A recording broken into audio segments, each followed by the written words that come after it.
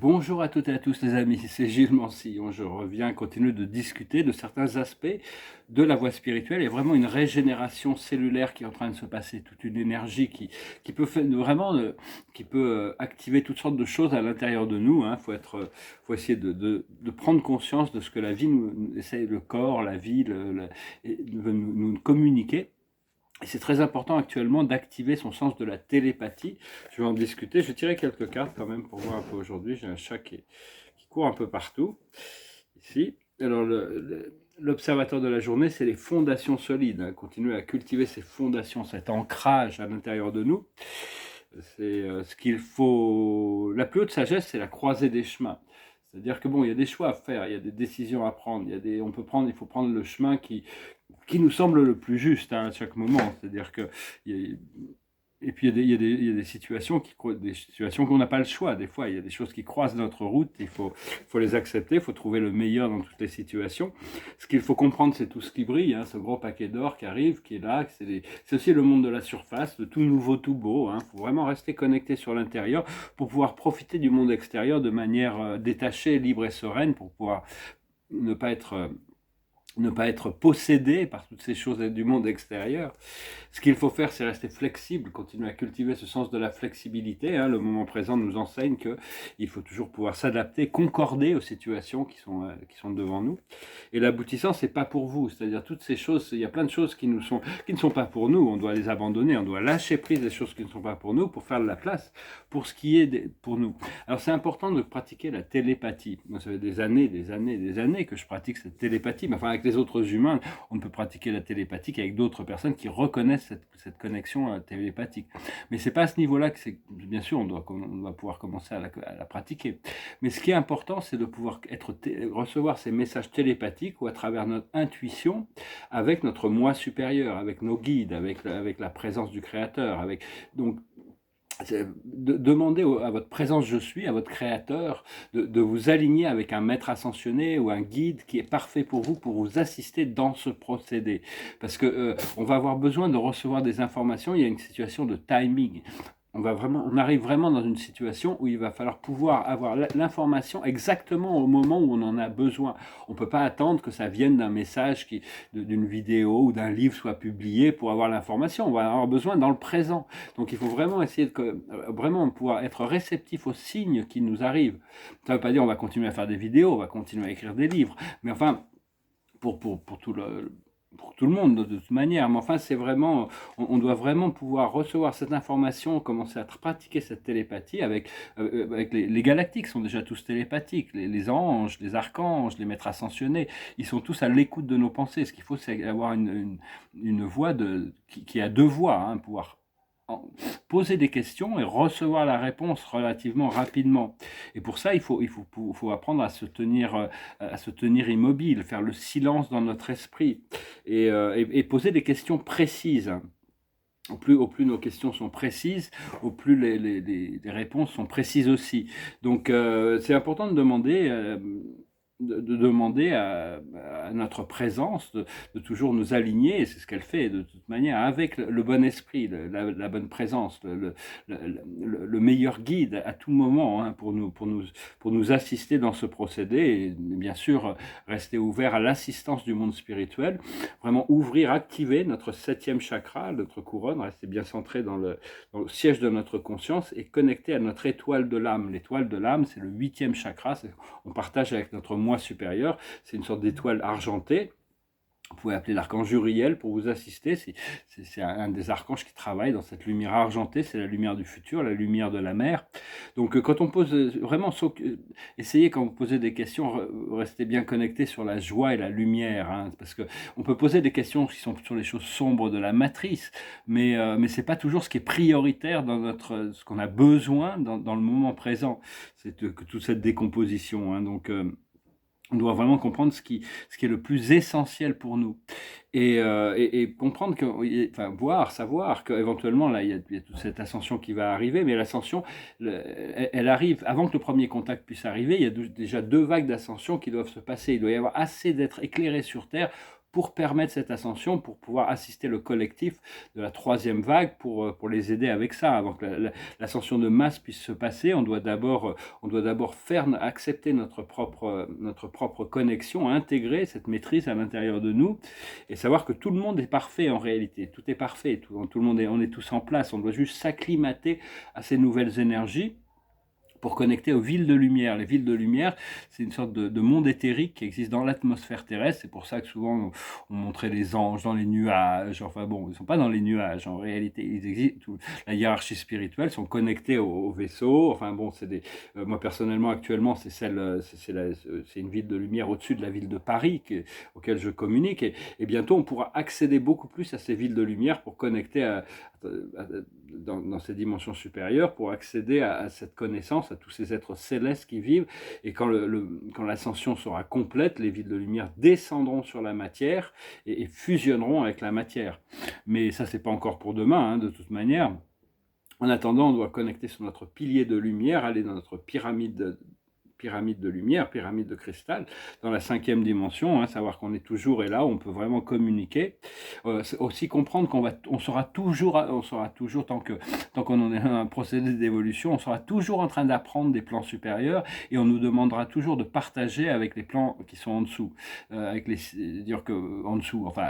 partager ce que l'on a. Hein. Après ça, tout le monde prend ce qu'il a besoin par rapport. Et même dans le futur, je pensais, bon, c'est mes idées. Après ça, on est humain. On fait des erreurs. Des fois, j'essaie d'exprimer ma plus haute sagesse, disons. Exprimer ce que je peux comprendre de la loi du créateur, ici, hein, les lois naturelles, mais il y a tout un... mais enfin, bon, tout le monde peut faire des erreurs, hein, donc vraiment, écoutez vraiment votre propre... comment ça résonne avec vous. Et ce qui pourrait être intéressant, c'est d'établir un programme de tutoriel, c'est-à-dire que ça créerait un lien, c'est au niveau de l'enseignement, à partir de 13 ans, chaque enfant serait guidé à devenir le tuteur d'un enfant de 11 ans, et chaque enfant de 11 ans aurait 2 tuteurs qui a 13 ans. Ces enfants de 13 ans aurait 2 tuteurs qui auraient 15 ans, etc. Et donc, si ça ne fonctionne pas, on change de tuteur. Mais ça créerait un lien social et ça apprendrait aux enfants à guider ceux qui sont en dessous, hein, à mon avis, ça serait un bon programme qui pourrait s'installer. Parce que quand on connecte avec notre corps de lumière, en essence, ce qu'on fait, c'est qu'on retourne à la dimension où on était avant de venir s'incarner. C'est réintégrer ça. On vient tous de plans différents, on vient tous de dimensions différentes, on vient tous des connexions spirituelles différentes. Mais ce que l'on fait, c'est qu'on doit reconnecter avec tout notre complexe spirituel personnel. Et après ça, bon, on élargit tout ça à travers, comme ça doit se faire. De toute manière, l'esprit est le grand moniteur de tout ça. Et je voulais aussi, voilà, hein, je me remercie d'aimer, de partager, de commenter, de souscrire. Je vous remercie infiniment pour vos dons. Actuellement, c'est encore ma seule source de revenus. Je fais aussi des sessions privées. J'ai un peu évolué quand même maintenant depuis dans mes contacts sur les sessions privées. J'utilise toujours le tarot, mais enfin, ça me permet de rentrer en contact avec les guides du consultant pour pouvoir voir qu'est-ce que les guides. On adresse aussi toutes les situations du monde terrestre ou des situations des questions, mais aussi de voir un petit peu ce que nos guides, des fois on a besoin d'intermédiaires, ça peut être utile. Moi ça m'arrive ça m'est arrivé longtemps de faire des consultations avec certaines personnes aussi. Je voulais aussi saluer, féliciter les nouveaux entrées dans le BRICS, par rapport au monde terrestre. Hein. C'est l'Argentine, l'Arabie Saoudite, les Émirats d'Arabes Unis, l'Iran, l'Égypte et l'Éthiopie, hein, qui sont officiellement rentrés dans le BRICS. Il y a beaucoup qui parlent du fait que le dollar n'existe plus. C'est pas du tout il y a des centaines de vidéos qui parlent de ça. En réalité, ça ne veut pas du tout dire ça. Ça veut dire que le dollar n'est plus le point central, la seule monnaie d'échange dans les grandes transactions internationales. Mais enfin, si vous avez des dollars ou des euros, hein, ceux qui en veulent plus, ils peuvent me les envoyer. Moi, je les prends et ça va continuer à rester des valeurs qui seulement il y a une transition qui va se passer, on doit revenir à un des systèmes de monnaie qui sont éventuellement qui vont être regarantis par des valeurs réelles. Donc il y a tout un transfert, une transition sur le monde économique. Pour le moment, il faut rester pragmatique et voir un petit peu comment les choses se développent avant de se lancer. Il faut en suivre son intuition par rapport à tout ça.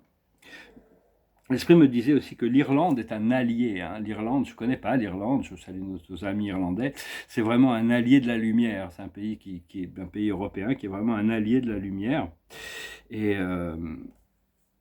puis, je reçois une information très étrange aussi, c'est un peu très personnel. Je me dis que je pouvais être fier de mon fils que je ne connais pas. Je ne sais pas qui je ne le connais pas, mais il s'est engagé dans quelque chose qui, je ne sais pas, dans les années 90, j'ai eu des rencontres avec des jeunes femmes que je n'ai plus revues après. Apparemment, j'ai un fils quelque part et que je peux être très fier de son choix. Ça fait plusieurs fois qu'ils me disent ça. Ça va faire plaisir de me réunir avec cette famille que je ne connais pas encore aussi. Donc on va voir. Écoutez, je vous remercie pour tout. Hein. J'espère que vous passerez une bonne journée. On se prépare pour des gros changements. Je vais peut-être chanter une chanson. Est-ce que je l'ai là? C'est une chanson qui n'est pas facile à chanter. Hein. Donc un peu d'indulgence. C'est une chanson anglaise. Ça, c'est la version française d'une chanson qui avait été écrite en anglais par Michel Legrand pour un film. Et puis il avait écrit lui-même et interprété cette chanson en français. Et ça s'appelle « Les moulins de mon cœur ». Comme une pierre que l'on jette dans l'eau vive d'un ruisseau et qui laisse derrière elle des milliers de ronds dans l'eau, comme un manège de lune avec ses chevaux d'étoiles, comme les anneaux de Saturne, un ballon de carnaval, comme le chemin de ronde que font sans cesse les heures, le voyage autour du monde, d'un tournesol dans sa fleur, tu fais tourner de ton nom tous les moulins de mon cœur. Comme un écheveau de laine entre les mains d'un enfant, ou les mots d'une rengaine pris dans les harpes du vent, comme un tourbillon de neige, comme un vol de goéland, comme sur les reflets de Norvège, sur les moutons de l'océan, comme le chemin de ronde que font sans cesse les heures, le voyage autour du monde, d'un tournesol dans sa fleur, tu fais tourner de ton nom tous les moulins de mon cœur. Ce jour-là, près de la source, Dieu sait que ce que tu m'as dit, mais l'été finit sa course, l'oiseau tomba de son nid, et voilà que sur le sable nos pas s'effacent déjà, et je suis seul à la table qui résonne sous mes doigts, comme un tambourin qui pleure sous les gouttes de la pluie, comme les chansons qui meurent aussitôt qu'on les oublie, et les feuilles de l'automne rencontrent des ciels moins bleus, et ton absence leur donne la couleur de tes cheveux. Une pierre que l'on jette dans l'eau vive d'un ruisseau, et qui laisse derrière elle des milliers de ronds dans l'eau, aux quatre vents, aux quatre saisons qui fait tourner de ton nom tous les moulins de mon cœur. Excusez-moi, je ne l'ai pas répété, je voulais la chanter, je sais pas, donc je me suis dit, je vais me lancer quand même, hein, très belle chanson. Et c'est plus romantique en anglais qu'en français, parce que c'est les moulins de mon cœur, alors qu'en réalité, c'est les moulins, en anglais, c'est les moulins de ton esprit. Je ne sais pas pourquoi, si je préférais chanter comme ça. Donc je vais retirer quelques cartes. Je suis un peu encore en train de transmuter des énergies, là. Je sens que je suis encore congestionné. Donc c'est vraiment ma carte de la journée, c'est la régénération. Hein. Il y a vraiment une régénération qui est en train de se faire. Là. On a un coup de froid ici, c'est très agréable. La carte de la journée, l'observateur de la journée, c'est l'enthousiasme. On doit rester enthousiaste. Hier soir, je me suis retrouvé pris dans un truc. C'est-à-dire que quand on pris dans un truc, c'est comme si j'avais un alter ego qui vraiment, je me suis attaqué moi-même par rapport à toutes sortes de circonstances de mon passé et tout ça. Je ne sais pas trop ce qui s'est passé. Enfin bon, j'ai lâché prise depuis. Hein. La plus haute sagesse, c'est la destinée. Hein. On doit remplir notre destinée. On est venu ici pour une mission. On doit remplir notre mission. On doit trouver notre épanouissement. Ce que l'on doit comprendre, c'est le globe de la création, hein, devenir créateur, co-créateur et plein créateur éventuellement. Ce que l'on doit faire, c'est confiance. On doit faire confiance, continuer à avoir confiance que tout se passe en bon moment. Et l'aboutissant, ça va être la potentialité. Plein de nouveaux potentiels qui vont se réaliser. Il y a beaucoup de choses sur lesquelles on n'a pas le choix. Mais il va y avoir beaucoup de choses sur sur lequel on va avoir le choix. Il faut vraiment continuer à cultiver ce sens de la connexion, de votre intuition pour pouvoir recevoir le bon message au bon moment, avoir l'information quand il le faut pour pouvoir être guidé vers la bonne sagesse, la bonne compréhension, hein. Je vous remercie, je vous salue et je vous dis à bientôt. Adonai.